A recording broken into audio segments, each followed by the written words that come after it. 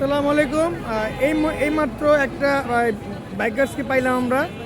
এই বাইকার্স হলো আমাদের মাঝে আসছে। তার ড্রাইভিং লাইসেন্স নাই, তার গাড়ির কোনো পেপার নাই, তার কিচ্ছুই নাই দেশে। এটা কিন্তু আইনের থেকে বিপক্ষে যাচ্ছে, ঠিক আছে? অবশ্যই সবার বাইকের পেপার নিয়ে থাকবেন, বাইকের পেপার ড্রাইভিং লাইসেন্স নিয়ে ঘুরবেন। যদি কোনো প্রবলেম থাকে অবশ্যই সব বের করবেন ইনশাল্লাহ। আমাদের পাশে আইন আছে, আইনের ব্যবস্থা ভালো আছে ইনশাল্লাহ। এবারকার ইনশাল্লাহ আমরা আশা করি। এই যে ভাইটাকে দেখেন, এই দেখেন, হ্যাঁ এই দেখেন, এই যে উনি বাইক নিয়ে আসছে, ড্রাইভিং লাইসেন্স নাই, ওনার নাই কোনো ড্রাইভিং লাইসেন্স, ওনার নাই কোনো গাড়ি কাগজ, উনি লাগলো পায় না। ওমা, উনি বাইক চালায়, সো কী হবে? হ্যাঁ, আপনার মামলা হবে কমসে কম 20,000 টাকা। কী করবেন বলেন স্যার?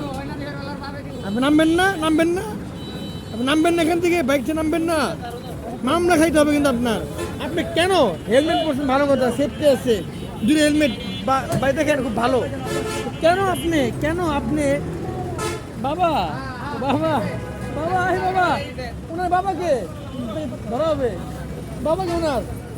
আপনি কেন আপনি বাবা বাইক দিল? হ্যাঁ বলেন, কেন আপনি বাইক দেওয়া হইলো? ওই আব্বু, আপনার আব্বু কোথায়? আব্বুকে ধরবো আমরা। এই উনি লোকটা আব্বু, ইমো, উনি লোকটা ওনার বাপ। ওনার দোষ আজকে কোনো ছেলেরা ভুল পথে পারিচ্ছে।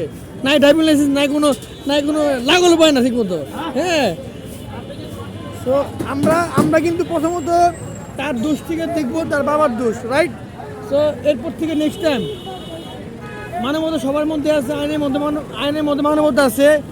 এরপরে নেক্সট টাইম অবশ্যই ড্রাইভিং লাইসেন্স আনবেন। আপনি দাবি করছেন ড্রাইভিং লাইসেন্স আপনার সাথে আছে, হ্যাঁ আপনি ড্রাইভিং লাইসেন্স আনবেন আর গাড়ির কাগজপত্র নিয়ে ঘুরবেন। আর কোনো সমস্যা হলে অবশ্যই আইনের হেল্প নেবেন, আইনের ব্যবস্থা নেবেন। কখনো বাইক নিয়ে রাফ চালাবেন না, ওকে? সেফ রাইড, ঠিক আছে? যান।